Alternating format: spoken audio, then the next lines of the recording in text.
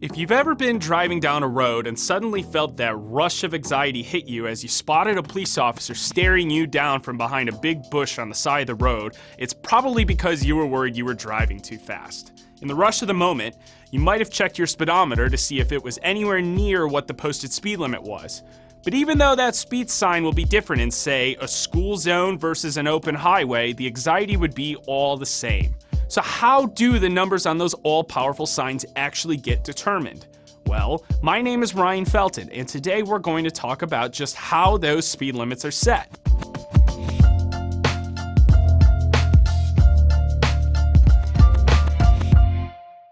In the mid-1990s, the US Congress decided to repeal the National Maximum Speed Law, which limited drivers to 55 miles per hour on all interstate roads. It had been drafted during the 1973 oil crisis in order to help decrease gas consumption.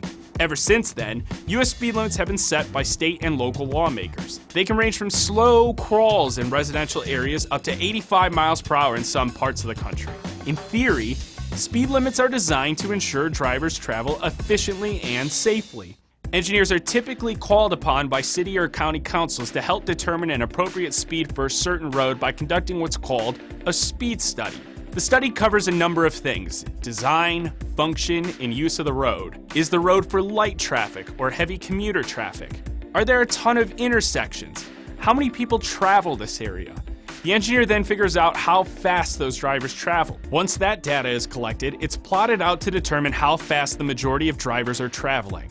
Specifically, they're trying to determine what's called the 85th percentile speed, meaning how fast 85% of the cars travel. They rely on this average because, generally, the 85th percentile speed is considered the safest to travel at. The thought is that's what most drivers feel comfortable cruising at. The engineer then determines how many collisions occur on a specific road, how often they occur, and then compares that number to the overall region to help generate a clearer analysis. At that point, the engineer analyzes all of this data and settles on a recommendation for the speed limit for the particular road in question.